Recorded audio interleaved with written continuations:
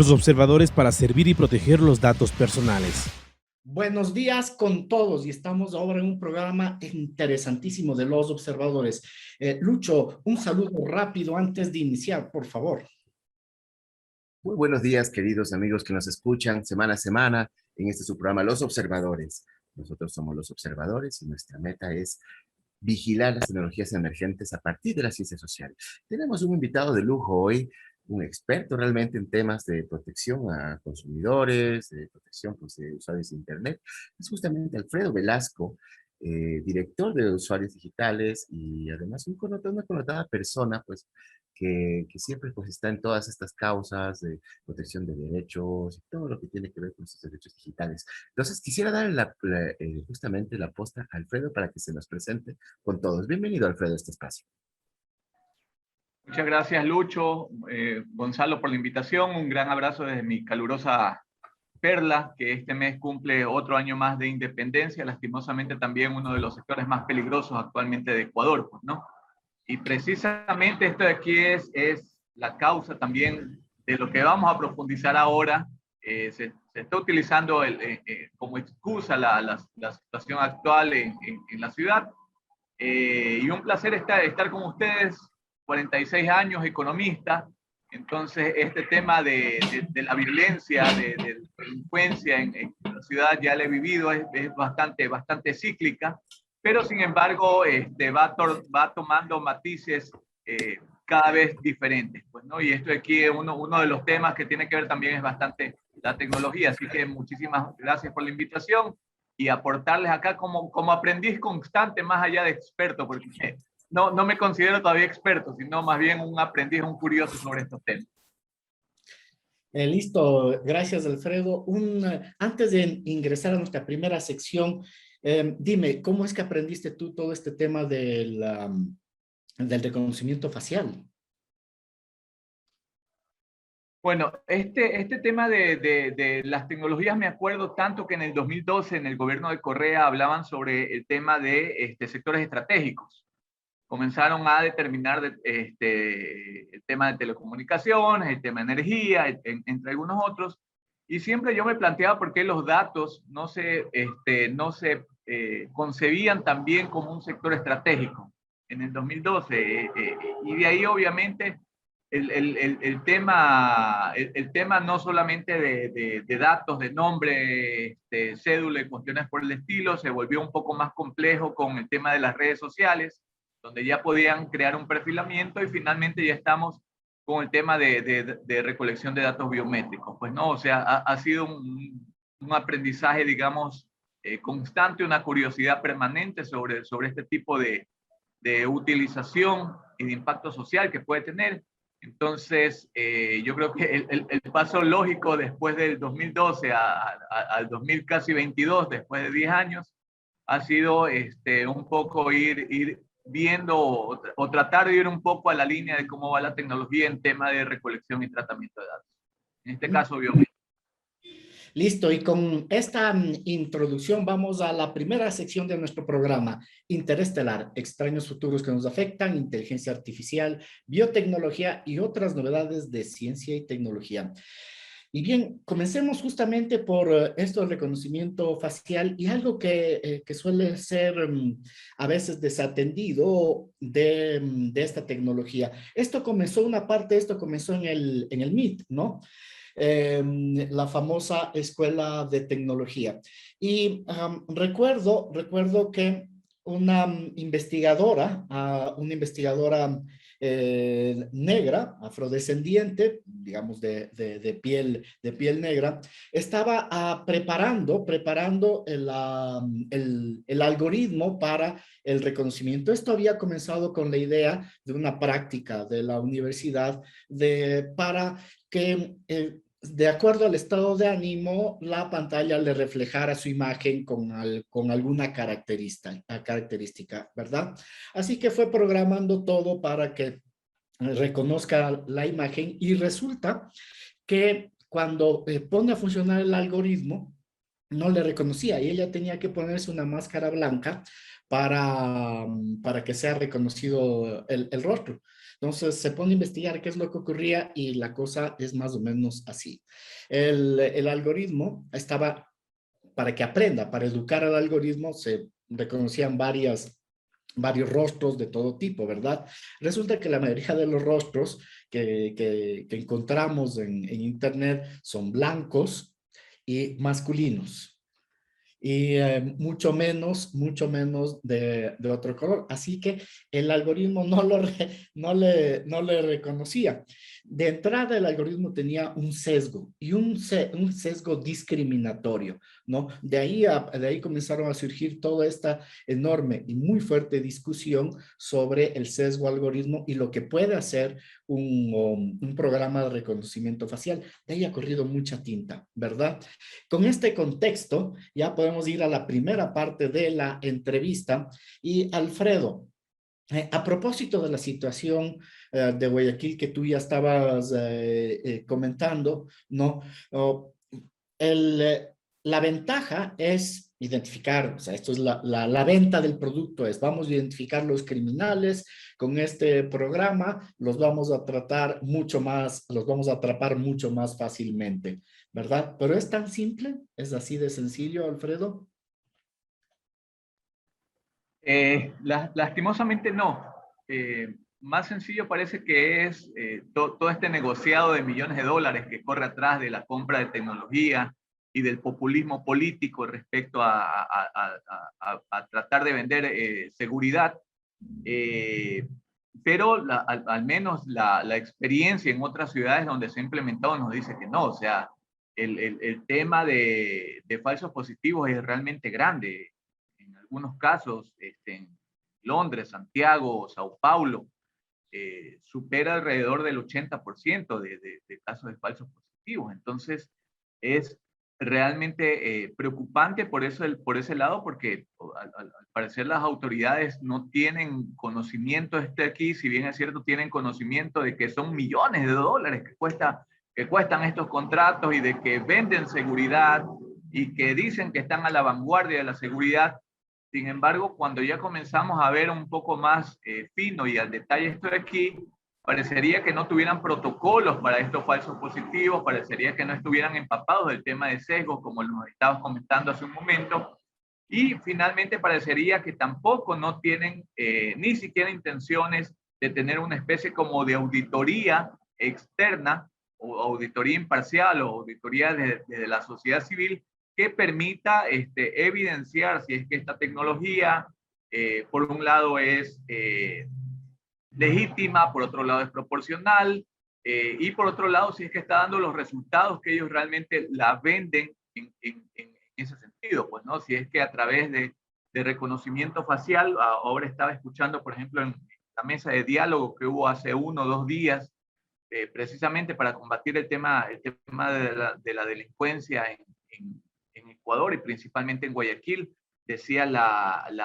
alcaldesa, que es señalada y observada por algunos casos que realmente ameritan mayor investigación porque son cuestiones donde se han gastado millones de dólares y que no tienen nada que ver en la peor ciudad del mundo que afectó la pandemia por pico de fallecidos. Entonces aquí hay que aclararlo, que durante la pandemia Guayaquil fue la peor del mundo. Entonces, hablaba de que va a hacer una ordenanza para que los bancos de afuera de los centros comerciales implementen sistemas de reconocimiento facial, etcétera, etcétera, etcétera. O sea, yo ya veo realmente a las empresas que venden este tipo de cámaras y sistemas, o sea, frotándose así las manos porque ya se están viendo ellos con millones de dólares. Sin embargo, todavía hasta el momento, aunque si bien es cierto el municipio, al menos el de Guayaquil y el de Quito, compraron el sistema en el 2019, hasta ahora no sabemos protocolos sobre falsos positivos, qué van a hacer con eso, qué tipo de sesgos tienen, qué efectividad tienen realmente cuando se ha probado en calle, porque obviamente se prueba mucho al interior de los edificios de ellos, con muy pocas personas. Entonces, digamos que el rango es bastante certero, pues, ¿no? Pero cuando tú tienes, no sé, 20 personas trabajando y el sistema solamente tiene esas 20 personas que va aprendiendo que las características son totalmente diferentes, pero cuando tú tienes 3 millones de personas, la situación cambia enormemente, porque tienen que ir aprendiendo, tienen que ir diferenciando las personas. Entonces, nos llama mucho la atención desde ese sentido de cómo, cómo van a implementar protocolos y que los tienen, que los transparenten también. Sociedad civil, la academia también quiere aportar en este sentido. No solamente Policía Nacional, no solamente por ahí alguna que otra empresa que les quiere vender este tipo de tecnología securitista. Y por otro lado también auditorías sobre la judicialización de estos casos, pues, ¿no? O sea, ¿qué pasa una vez que detectan que dice el sistema de inteligencia artificial, ya sea en línea, o sea que guardan los datos? Este es otro tema, ¿qué hacen con los datos que guardan, si es que los guardan?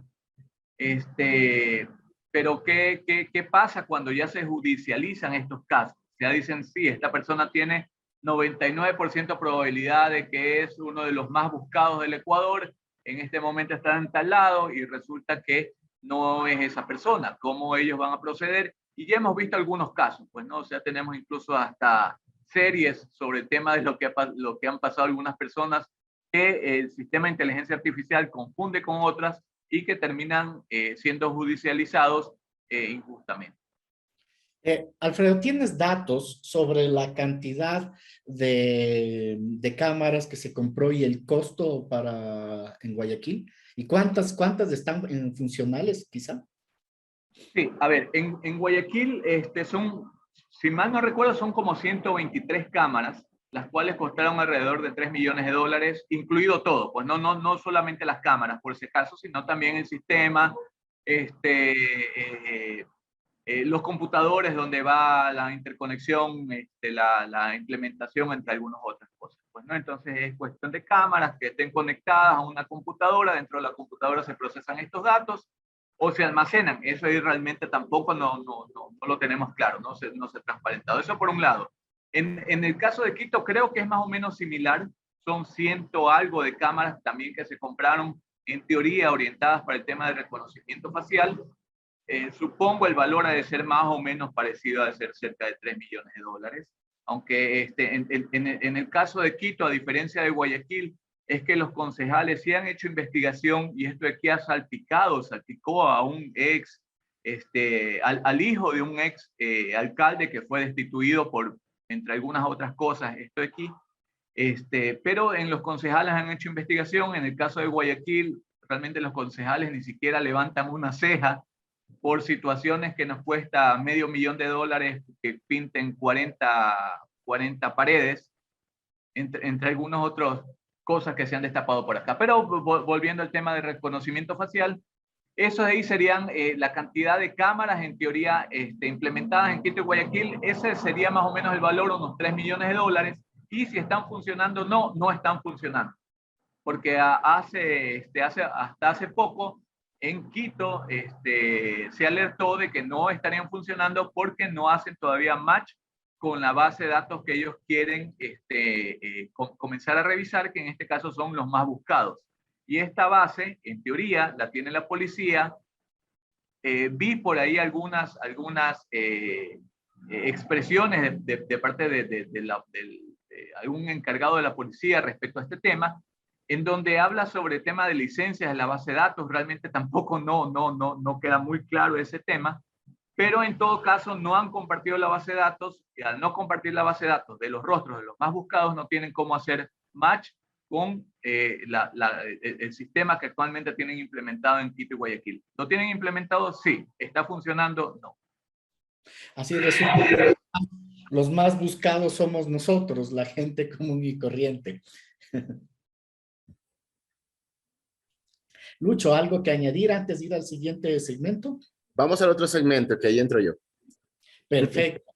Bien, me interesa dejar pendiente para el siguiente segmento este tema de la seguridad de los datos, pero justamente para eso tenemos a nuestro querido Lucho y entramos con esto a la siguiente sección de nuestro programa. Tienes derecho a permanecer callado. Ahora, información para prepararnos frente al cibercrimen y proteger nuestros ciberderechos. Lucho, cuente, ¿qué nos tienes preparado? Bueno, en este tema del reconocimiento facial tenemos definitivamente dos perspectivas. Una, lo que es el riesgo jurídico en cuanto a los derechos que pueden ser vulnerados justamente en ese tratamiento de datos que nos decía Alfredo. Es decir, ¿qué va a pasar con esos datos? Estamos hablando pues de una recolección masiva de datos. Obviamente la licitud puede escudarse detrás de un asunto, por supuesto, de mandato de la ley, pero a la final, o sea, aquí no se está pidiendo el consentimiento de nadie y en todo caso, sí debería haber, por supuesto, un análisis de riesgo, lo que no hay, ¿no? Entonces, eso ya yendo al plano técnico también, tenemos que tener un análisis de riesgo, lo que se llama un DPIA, un análisis justamente de impacto relativo a la protección de datos. Eso no nos ha presentado nadie, ¿verdad? Creo que la alcaldesa de Guayaquil tampoco se ha esforzado en eso. Yo lo he escuchado simplemente que habla en contra de la seguridad pública, mejor dicho, a favor de la seguridad pública para introducir todo este sistema. Ahora, del punto de vista de la seguridad de la información como tal, también tenemos graves riesgos. Y el asunto es que tenemos que pensar que los datos de nuestra cara, nuestra biometría facial, son datos que duran por mucho tiempo, por no decirlo toda la vida. Entonces, si estos datos son manejados de manera irresponsable, como nos ha demostrado el gobierno ecuatoriano en todas sus instancias, así que no sabe manejar datos, que no sabe tratar datos, no sabe dar seguridad a los datos, tanto en el plano organizacional como en el plano técnico, por supuesto, entonces estamos ante un grave riesgo, porque el rato que se le quedan estos datos, nuestra biometría facial va a estar en un montón de bases de datos en cualquier canal subterráneo del Internet, como la Darknet, ¿no es cierto? Entonces, tenemos que considerar esto, no es un chiste, porque obviamente esto se presta para que delincuentes informáticos utilicen esa información de nuestra biometría facial y puedan realizar, por ejemplo, delitos de suplantación o usurpación de identidad. Entonces, bastante grave el asunto. Si nosotros no tenemos garantías en este proceso, yo creo que deberíamos ir, por supuesto, por una acción más importante que puede complementarse, por supuesto, con una acción de protección con el atentado a los derechos de las personas. Y sobre todo en este punto también tenemos una ley orgánica de datos que debería cumplirse. Aquí todo lo que está implementando Guayaquil es una violación sistemática a esta nueva ley ecuatoriana de protección de datos. Eso es lo que quería aportar. Y en ese sentido, Alfredo, ¿qué piensas tú? ¿Qué pasa en Guayaquil sobre todo? Porque nosotros escuchamos estos discursos de las autoridades como que están trayendo pues el Holy Grail, ¿no? Lo más importante, vamos a cuidar la seguridad, pero a la final nosotros sabemos que así no se combate la delincuencia. Tú ves, Alfredo, que a la final reincidentes de 10 veces, 12 veces que han estado recluidos o en prisión simplemente, vuelven a salir por una falla del sistema, porque los fiscales jueces no están realmente en la sintonía que nosotros necesitamos para controlar la delincuencia. Entonces, ¿qué tan falso es este discurso y cuáles son las intenciones verdaderas de estos sistemas de vigilancia masiva? Bueno, no sé, insisto, son millones de dólares, pero no te podría decir cuáles son los intereses que tienen que ver con estos contratos que nos tratan de vender seguridad, pues, ¿no? Recordemos que la alcaldesa dentro de un último evento de la Fundación de Guayaquil y ahora hace poco un evento que nos costó cerca de $1,500,000, que fue solamente una noche, que fue la celebración o digamos la sesión solemne, $1,000,000, la sesión solemne de la independencia de Guayaquil, hablaba acerca de ubicar 15,000 cámaras que ya se unirían a las cerca de 2,000 cámaras que tenemos, es decir, en teoría Guayaquil llegaría a tener 17,000 cámaras en la ciudad. Cuando nosotros hacemos comparación con el Distrito Federal de México, el DF, que tiene 10 millones de personas y tiene 30,000 cámaras, y nosotros acá en Guayaquil, que no llegamos a los 3 millones de personas, vamos a tener 17,000 cámaras. Entonces, hay una desproporción realmente bastante grande respecto a la implementación de este tipo de recursos. No te podría decir se los malutilizan, subutilizan. En este caso, ni siquiera los están utilizando. El tema de los 3 millones de dólares con las 100 y pico de cámaras que se compraron en el 2019, es decir, hace 2 años.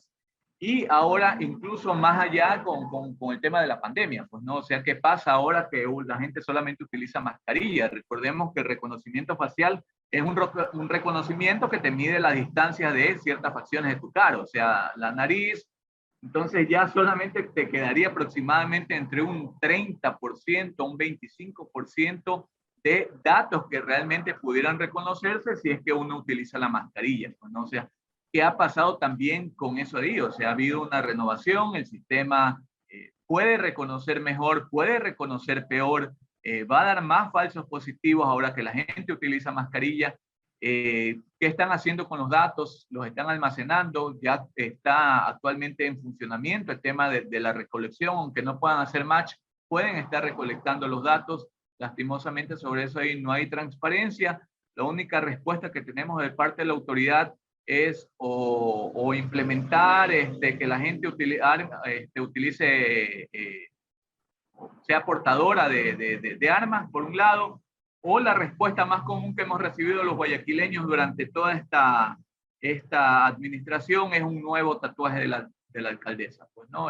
Cada vez que pasa una de estas cuestiones, parece que es un cambio de ciclo de Mercurio retrógrado, entre algunas otras cosas por el estilo, y generalmente cuando los temas están más álgidos, lo que vemos es un post de la alcaldesa con un nuevo tatuaje o con alguna gracia personal que ella realiza. Entonces, ahí queda bastante, digamos, se cambia mucho de tema. Al parecer comunicacionalmente lo tienen bien entendido, pero ya ha llegado un punto de que al parecer ya no les está funcionando mucho este tipo de estrategia. Pues no, ya te digo, hay muchas cosas opacas como parte de usuarios digitales. Hemos alertado solamente de lo que nosotros hemos podido ver.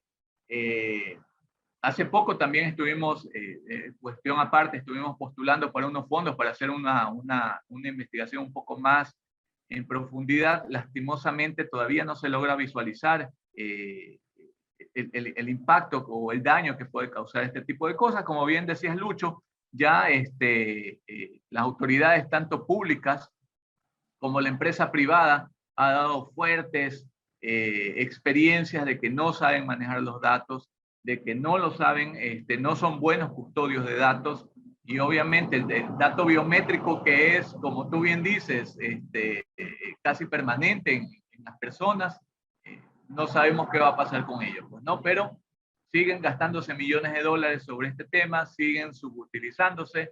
El ECU 911 también es otro participante que también ha comprado, habría adquirido sistemas de reconocimiento facial. Y hablando del ECU 911, o sea, tiene una larga data hacia atrás sobre temas de recolección de datos biométricos. Recordemos que en el 2012 ya compraron un sistema bastante avanzado, una empresa en Estados Unidos, de reconocimiento de voz. Ya, recordemos que dato biométrico no solamente es el rostro, y no lo digo por ustedes, sino más bien por la audiencia que a veces no lo tiene bastante claro, sino todos los datos que físicamente me pueden hacer identificable. En este caso, del 2012, Ecuador ya tendría un sistema de reconocimiento de voz. Habría que ver, nunca se supo cómo lo utilizaban, de cambiar de la CENAIN al CIES. Finalmente lo que hicieron fue borrar todo lo que decía CENAIN. El CIES no responde por lo que hizo la CENAIN. El CIES realmente creo que no responde a nadie. Entonces, es bastante cuesta arriba lo que estamos haciendo las organizaciones de sociedad civil por tratar de transparentar un poco el tema, lo que está haciendo también la academia por tener datos confiables sobre el impacto social que están teniendo este tipo de tecnologías. Nos pone muy cuesta arriba las autoridades el tema de transparencia. Alfredo, y a propósito de esto, también está el tema de la interpretación de los datos, ¿no? O sea, ¿quién interpreta los datos? Eso también me parece que es que es un elemento relevante. No es que tú tienes un montón no sé, para las audiencias, no es que tienes un montón de fotos y tú a partir de eso solamente interpretas, sino que tienes grandes volúmenes de datos, información que hay que parametrizar. Incluso no sé qué tanto haya que procesar esa información. El procesamiento y la interpretación tienen sus propias características, ¿no? Y depende de quién la interpreta. Entonces, también me parece que ahí hay algo que decir, Alfredo. Sí, definitivamente el tema del procesamiento de datos habría que ver cómo lo van a implementar acá. Yo creo que todavía no lo han implementado. Creo que no lo tienen bastante claro. Insisto, el tema de protocolos de falsos positivos ni siquiera se sabe. Recordemos que, como bien dices, o sea, no es que nos da una certeza un 100% este tipo de sistema, sino más bien nos da un match de generalmente nos comienza a dar porcentajes que tanto parecido en cuanto a lectura de datos de separación de ojos, de largo de la nariz, del ancho de la boca, entre algunos otros puntos que mide este tema de reconocimiento facial, coincide con alguna foto de que ellos tengan. Pues no. O sea, lo único lastimosamente que sabemos hasta el momento es la cantidad de cámaras y el costo, pues, ¿no? Que nos ha representado sobre fondos públicos. De ahí de cómo funciona el sistema, de cuestiones por el estilo, es totalmente opaco.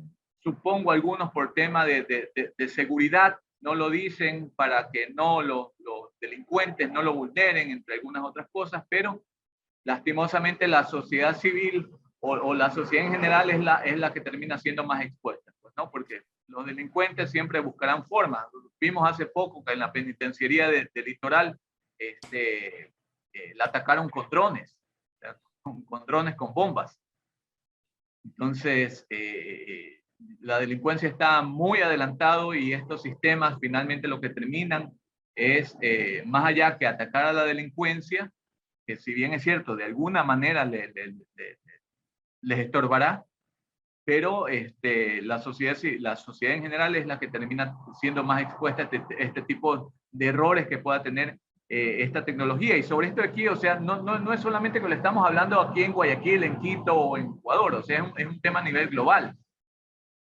200 organizaciones a nivel mundial, entre algunas usuarios digitales de acá de Ecuador, se han adherido sobre este tema de tener un poco lo que son la implementación de tecnologías de reconocimiento biométrico. Ni en San Francisco, o sea, San Francisco, que es la cuna del Silicon Valley, realmente, o sea, hasta ellos han cogido y han baneado este tipo de tecnologías al utilizarlas de manera masiva e indiscriminada. O sea, no se diga en otros países. Lastimosamente, esta mentalidad,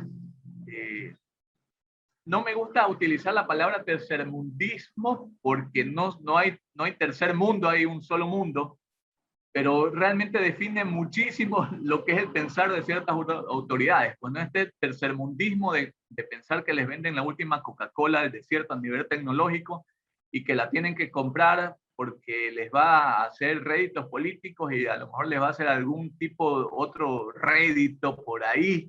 Entonces, realmente no dimensionan ellos el efecto que puede tener esto aquí a futuro. Están pensando solamente en presente, en apoyarse políticamente en la coyuntura y por ahí algún otro jugoso negociado. Bueno, y nos queda esta sensación de no saber si es ignorancia, simplemente ignorancia, estupidez o corrupción, o todo unido. Es decir, no podemos identificar cuál de todas, ¿no? Porque incluso cuando tú compras cualquier cosa, ves que funciona en el contexto en el que vives, ¿no? O sea, es como que de lógica sencilla, ¿verdad? Y cuando tú adquieres un algoritmo que está parametrizado con ciertos rostros, la pregunta es, ¿qué va a pasar cuando lo aplicas solo para el público, ¿no? Comentarles que no es lo mismo el registro de los rostros en la costa que en la sierra. Son otras, o como tú dijiste, otras distancias, ¿no? Otras medidas. Y eso puede generar una cantidad de errores muy grande. Entonces, fue puesto a prueba el software para ver si es que puede reconocer en estas condiciones culturales locales. Fue puesto a prueba. Ese es, yo lo dudo, ¿no?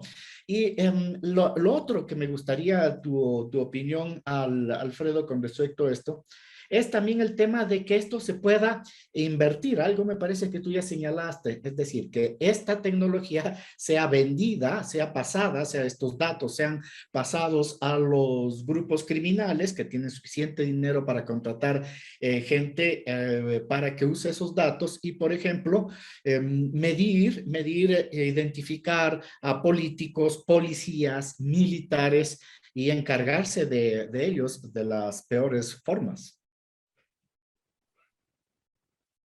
Realmente muy buena pregunta, no lo había pensado yo al inverso, o sea, cómo les venden de determinadas personas para después lograr identificarlas en algún punto, pues no, hablando no de delincuentes, sino al inverso, o sea, de personas que sean objetivos, que sean de alguna manera incómodos, no solamente al crimen organizado, sino también a la corrupción política.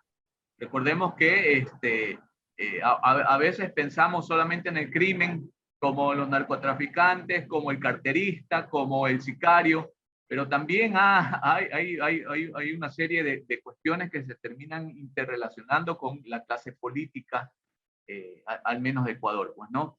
Pero sin duda alguna, o sea, en algún momento también los criminales harán uso de este tipo de tecnología, o sea, no lo tengo, no lo dudo, no lo dudo.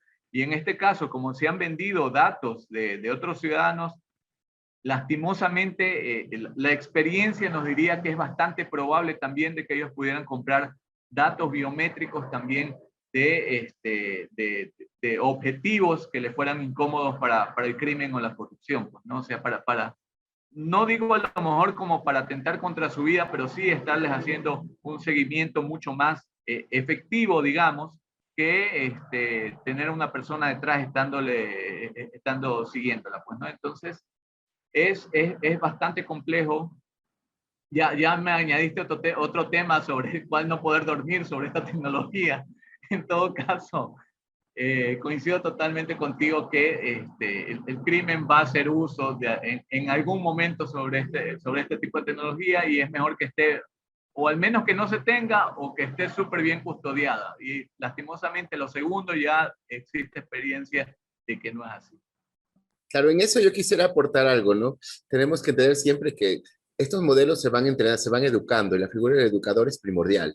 En el caso de reconocimiento facial, pues se utilizan modelos no supervisados justamente de machine learning para entrenar a los sistemas, para que aprendan a reconocer las dimensiones de la cara, ver las cosas de diferentes ángulos. Pero en la práctica después modelos supervisados para decir si eres tú o no eres tú. Pero esto de la delincuencia es súper interesante, ¿sabes, Alfredo? Y Gonzalo, porque a la final tú le estás dando los insumos a los delincuentes para que también te ataquen, ¿verdad? Tú le estás dando toda esa plataforma valiosa para que ellos puedan hacer uso. Entonces, lamentablemente la falta de garantía nos conlleva a esto, a pensar de que eso definitivamente va a ser un insumo muy valioso para delincuentes y que a la final el efecto será totalmente contrario, porque una violación de datos de este tipo tan sensibles, a la final pues pondría a todos los ciudadanos que han sido registrados en riesgo, lo cual es un poco, para mí es muy abusivo. Por lo general uno recomienda siempre, ok, tú puedes poner un sistema de reconocimiento facial, pero pidiendo el permiso para hacerlo, ¿verdad? Entonces ya la persona conscientemente dice, ok, yo me registro aquí. Y eso ha pasado, te cuento, con universidades, instituciones públicas, es decir, ok, pero necesitamos otro sistema para las personas que no quieren dejar su biometría facial aquí, ¿no es cierto?, en estas bases de datos. Entonces, no sé, es solamente como un comentario de decir, sí, es un insumo muy valioso para la delincuencia cibernética y creo que esto no lo han analizado las autoridades, lamentablemente, probablemente por falta de conocimiento o simplemente probablemente por otros intereses, como lo has dicho, Alfredo. ¿Qué opinas, Gonzalo? O Alfredo. Lucho, más bien me parece que es importante insistir un poco en esto que tú acabas de decir sobre la educación del algoritmo para nuestra audiencia antes de entrar al siguiente segmento en la entrevista con Alfredo, ¿no? En este contexto de el reconocimiento facial, ¿no? En este contexto, ¿cómo funciona? Básicamente, primero, la figura del programador es el desarrollador. Él no tiene una implicación y él no tiene una responsabilidad. Así como los cuchillos se hacen para cortar mantequilla, cortar queso se hacen para saltar en cajeros automáticos. Eso no tiene nada que ver. Es el educador el que tiene responsabilidad aquí. ¿Quién va a educar esos sistemas? Es el educador el que reproduce los sesgos humanos, lo que hace, pues, justamente produce conductas discriminatorias en estos algoritmos, ¿verdad? Es el humano el que reproduce eso. Entonces, a la final, dándole ese rango de decisión autómata que tienen luego estos sistemas, ellos también tienen cierto rango, por supuesto, para decidir. Pero en este caso, si tú eres o no eres la persona de vida, pero es el educador. Entonces ahí viene el problema, todo lo que Alfredo comentaba también, pues asuntos que pueden ser raciales, por ejemplo, cualquier tipo de discriminativo. Ahí viene justamente en cómo tú lo educas al sistema. Entonces, los ciudadanos tenemos derecho a saber quién va a educar esos sistemas. ¿Quién va a educar? Y segundo, si es que van a seguirse educando como es ley, justamente así funcionan perpetuamente, gracias a las caras de todos, van a seguirse perfeccionando, ¿no es cierto? ¿Quién va a estar en control al final de justamente dar cuenta sobre esto?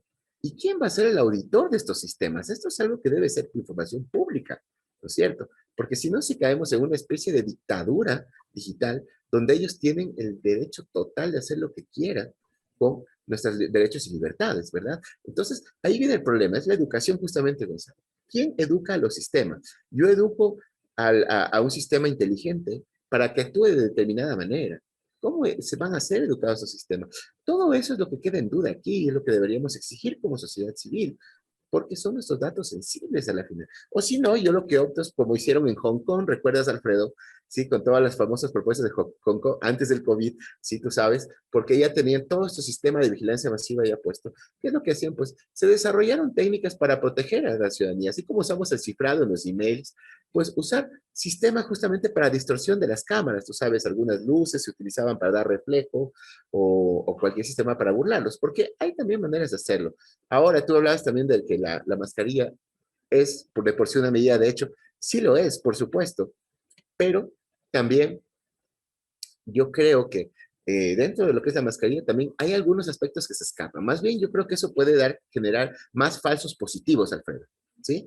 Pero a la final, tú todavía tienes el resto de cosas. Tienes la dimensión craneal, tienes, por ejemplo, pues obviamente la dimensión de tus ojos, muchas otras iron faces que se llaman, que te pueden servir también para reconocer. A la final, estamos en el mismo punto. Para mí, personalmente, yo creo que es definitivamente una, un abuso total sobre los derechos de las personas. Las personas deberían poder dar su consentimiento si quieren o no estar en estas bases de datos biométricas. Bueno, y solo finalizar este primer segmento señalando que tampoco es que que el algoritmo, una vez diseñado, es perfecto, ¿verdad? Es decir, es una construcción humana el mismo algoritmo y no necesariamente ese algoritmo es el adecuado, ¿no? Hay nuevos diseños y otros diseños, así que aún educándolo, siempre hay cosas que analizar y pensar, pero están los expertos, pero están gente como tú, como Alfredo, ¿no? Que analizan la situación en función de la protección, pero eso no está ocurriendo.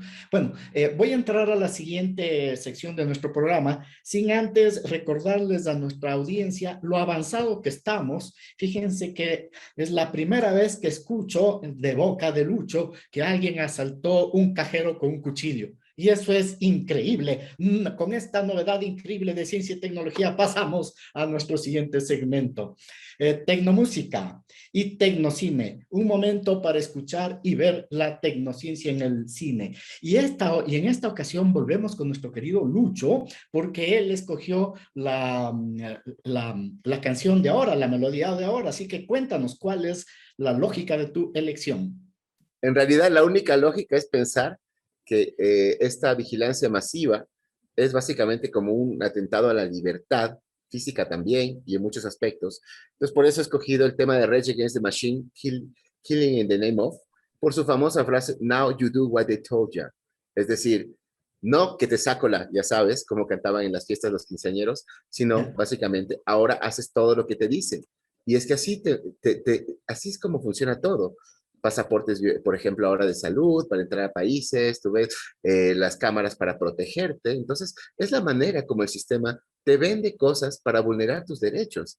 Entonces, a la final, tenemos que tener un criterio propio. Por eso escogí esta canción, porque definitivamente representa eso. Ahora haces lo que te dicen. Y me parece muy preocupante que la ciudadanía no sea crítica y sean como borregos, que se preocupan más por el tatuaje de la autoridad que les dirige y no porque están violentando sus derechos y libertades. Así que adelante con este tema. Gracias, Gonzalo.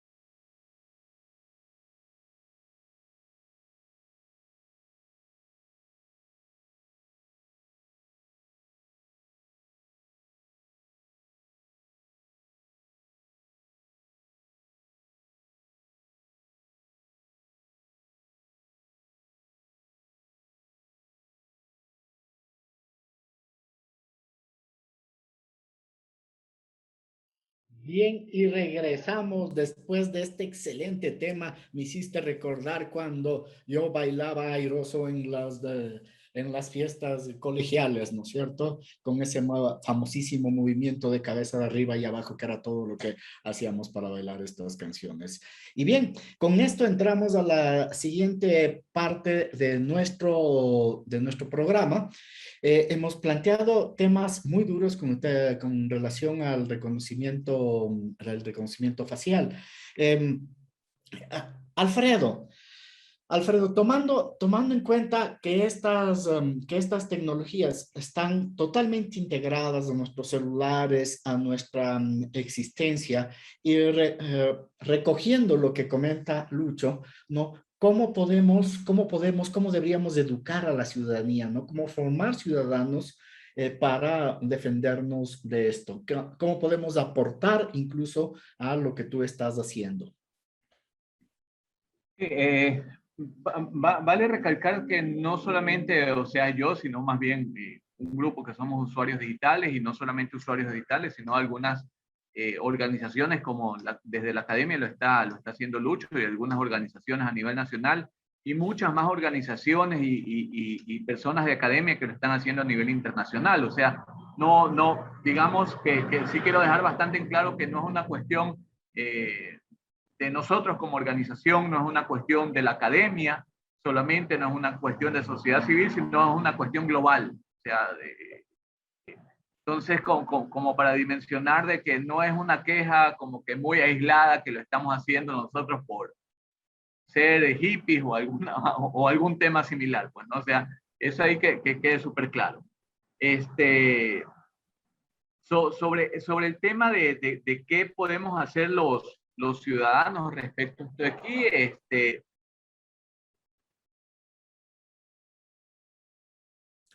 Se congeló un momento la voz, pero mientras vuelve el audio, Lucho, qué dice la ley de protección de datos?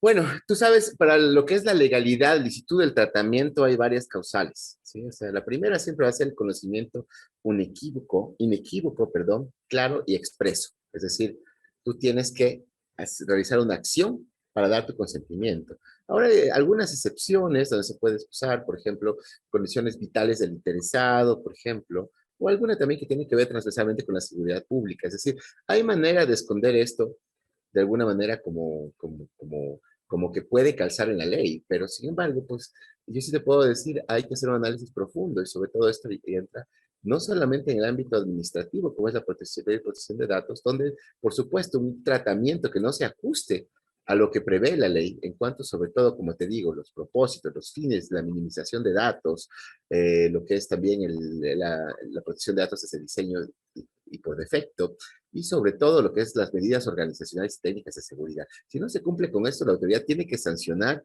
sea el GADE donde sea, ¿sí? Sea el gobierno central, sea cualquier dependencia de gobierno, por supuesto, puede ser sancionada y debería ser sancionada, pero para ello se requiere, por supuesto, la independencia de la autoridad sancionatoria. Y en eso estamos ahora pues trabajando justamente en el reglamento de esa ley y la nueva superintendencia de datos que debe tener un mecanismo que sea independiente. Sabemos que el Ecuador es experto en introducirse no solo en funciones de Estado, sino en roles del Estado, ¿no? Ahí vemos, pues justamente estamos hartos y enfermos todos de ver cómo lo político influye en lo judicial, por ejemplo, ¿cierto? Cómo la Asamblea pues legisla bajo fines eh, también pues de proselitismo. Entonces, al final tenemos muchos problemas, Gonzalo, en ese entorno, pero en un marco ideal, un programa como el de Guayaquil debería ser sancionado por la ley si no cumple, por supuesto, con lo establecido. Pero la pregunta es si, por ejemplo, cualquier ciudadano, si yo puedo ir y solicitar, ver si es que las cámaras del ECO 911 tienen un registro mío y solicitar que se borren los datos o no sé, y cuál sería la respuesta que esperaría yo. Por supuesto, dentro de los derechos uno tiene el derecho de oposición, es decir, oponerse a que se traten sus datos. Otro que tenemos es por supuesto, la duración determinada de los datos recolectados. Estamos a ver a través de este análisis de impacto, estamos justamente que se determine cuál va a ser la duración óptima. No puede ser que graben y no borren. Y para borrar estos datos que ya no son relevantes, tiene que haber, por supuesto, un mecanismo de borrado seguro. ¿Sí? Tiene que haber eso, porque si no, pues uno puede obtener un disco duro, por decirte, o un RAID, o un disco de estado sólido, lo que quieras, y si está solamente borrado a nivel lógico, o sea, los peritos informáticos recuperamos todo. Entonces, todos los datos están ahí igual. Entonces, ese es el punto justamente, que eso es muy serio. Y a mí me parece que lo que ha pasado en Guayaquil no sigue ninguna pauta de lo que está estableciendo la Ley Orgánica de Protección de Datos. Entonces, necesitamos veeduría ciudadana que hagan que se cumplan. Y, por supuesto, una entidad sancionadora independiente para que pueda sancionar también a las instituciones del sector público como corresponde y como se lo hacen todos los países que tienen regímenes de protección de datos. No solamente hablo de la Unión Europea, estoy hablando de casi todos los países de Latinoamérica y, por supuesto, de varios estados en los Estados Unidos. Bien, nuestro invitado perdió la conexión, ¿no? Pero menos mal habíamos avanzado en lo fundamental de este programa. Lucho, sí me queda muy pendiente esta pregunta que le hice a Arturo de el riesgo de que esta información pase a manos del cibercrimen, y esto, espero que esto le sirva a nuestra audiencia para mirar las amenazas propias, quizá el susto de que sean vigilados, de que sean descubiertos, no solo entrando a moteles, ¿no? En infidelidades, sino que sean seguidos para todas las acciones que ejecuta un político, les advierta del riesgo. Quizá al asustarse ellos podamos por cascada penosamente también mover nuestra capacidad de protección. No sé qué te parece. Claro. Totalmente de acuerdo contigo. Pero bueno, y yo más bien quisiera aprovechar, que no sé si Alfredo va a volverse a conectar porque tal vez tuvo un problema de internet, pero Alfredo volverá aquí, lo tenemos invitado nuevamente. Gonzalo, es lo que te propongo, hacer un tomo 2 de esto, ver cómo evoluciona justamente estas nuevas propuestas y políticas de vigilancia masiva en el Ecuador, y hacer un tomo 2 justamente con Alfredo Velasco, si estás de acuerdo. ¿Qué te parece, Gonzalo? Me parece interesante, y veamos si es que podemos obtener a alguien del ECO 911. ¿Qué te parece? Sería genial. Vamos a ver, porque aquí tenemos el típico debate de la seguridad pública versus los derechos de las personas, pero al mismo tiempo esa seguridad pública puede revertirse y no se está analizando los riesgos de colectar todos estos datos tan sensibles para la seguridad de las personas. Entonces, definitivamente vamos a tener un tomo 2. Más bien, yo diría, podemos concluir con este programa, Gonzalo. Yo agradezco a todos quienes nos han escuchado y lo dejo en suspenso porque tendremos una segunda emisión pronto, justamente sobre cómo ha evolucionado esta implementación de estos sistemas de vigilancia masiva en el Ecuador, si están cumpliendo con la normativa pertinente y, sobre todo, qué va a pasar a la final, ¿sí? Con todos estos pequeños problemas de seguridad que pueden tener, ¿no? Entonces necesitamos seguir esto, hacer una veeduría como nos corresponde, Gonzalo. Somos los observadores y tenemos que velar por esto, es nuestra obligación. Perfecto, sí. Vamos a velar por nosotros mismos, por nuestras familias y por todos, y esperamos de la audiencia su colaboración. Si alguien tiene un amigo en el ECO 11 que quiera... Por favor, repórtelo. Que quiera venir, que nos avise. Bien, un saludo a todos, muchas gracias por su escucha. Chao, hasta la próxima, queridos amigos. Hasta el próximo miércoles. Una producción conjunta de las áreas de Derecho y Comunicación de la Universidad Andina Simón Bolívar. Presentada por el Observatorio de Ciberderechos y Tecnosociedad.